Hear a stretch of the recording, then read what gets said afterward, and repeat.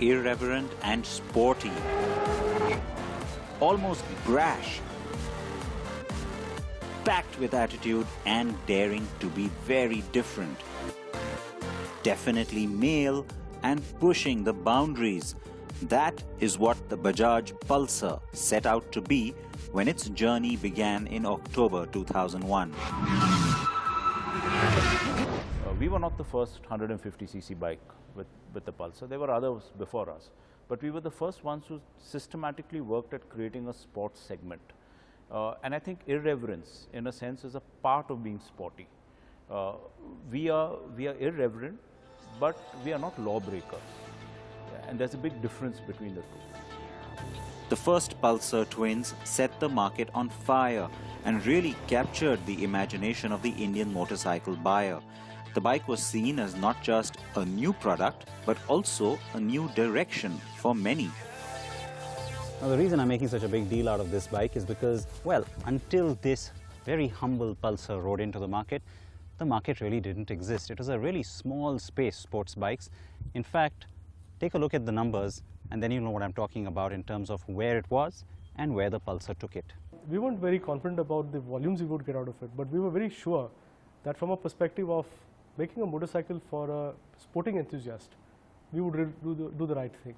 So the expectation was to then fulfill his wishes in a perfect manner, and then basis the growth of that particular mindset in the market, we were sure that the bike would do good in that sense. So it's like initial estimation was maybe 5,000 units a month is what was this kind of a position in the Indian market. So the very first bike was simplistic in its stance and appeal, had a round headlamp, and the standout styling feature was the large, exaggerated and very muscular fuel tank, which has pretty much stayed with the Pulsar brand. We then got bikes that came with half bikini fairing, and Bajaj added its DTSI twin spark technology to the Pulsar in 2003. By 2004, Bajaj was selling 22,000 Pulsars a month, and all 7 rival bikes were selling 16,700 combined. Bajaj also brought in exhaust tech with this bike, along with the Nitrox suspension and 17-inch alloy wheels. Yet the bike was built on the same original platform and was seeing incremental technology changes alone.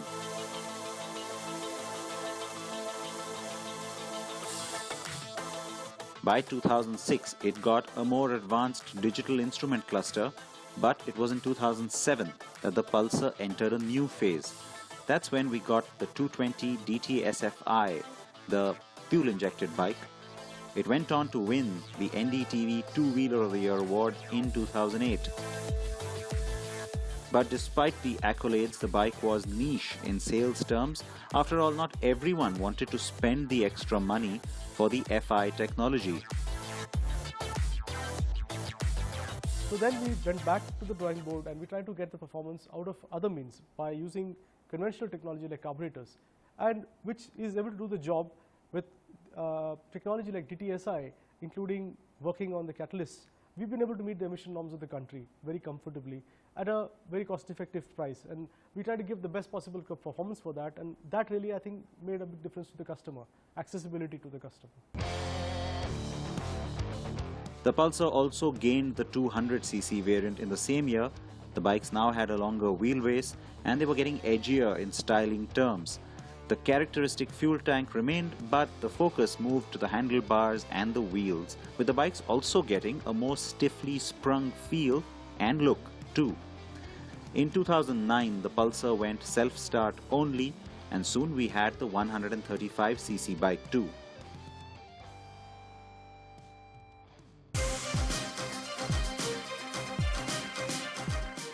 The big leap though came in 2012 with this, the Pulsar 200 NS.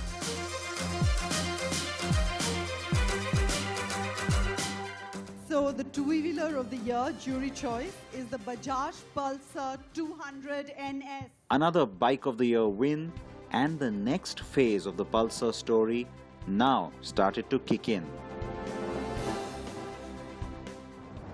So for the first decade of its existence, the big differentiation between the Pulsar variants was really down to displacement. Yes, Bajaj decided to go after a different kind of buyer and address a different end of the market with the 135, just to use that Pulsar buzz to its advantage.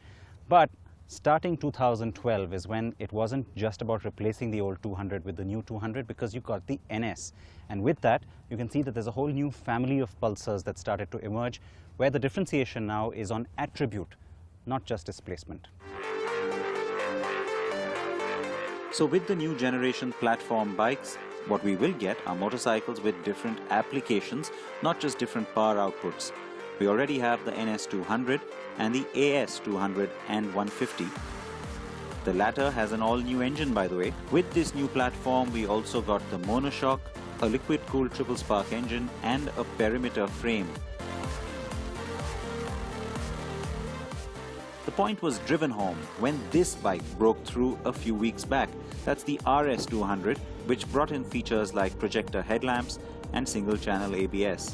But what I am particularly keen on is to see this, the CS400 riding in. The big bike is really the pinnacle of what Bajaj design has achieved with the Pulsar in particular.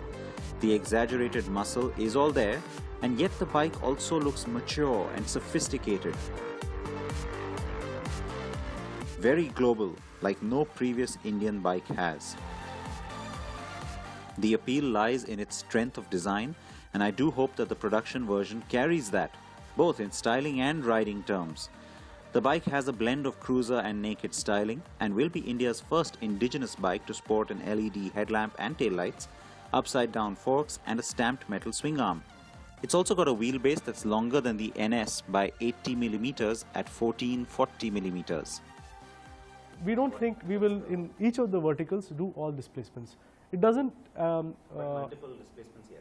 Multiple displacements, yes, but which is relevant to the style of the bike. For example, if I create a CS, which is so big, and if I try to put a 150cc on it, it wouldn't work out, because the heart doesn't exist to make that guy move in a particular manner. The message is clear. All these bikes will have more than one displacement variant.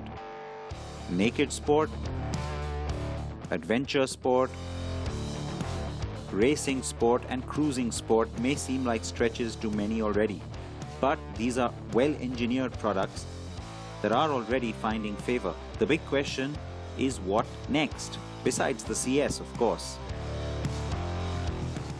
We are currently looking at other options as well for the Pulsar. We don't think that the brand cannot be stretched further.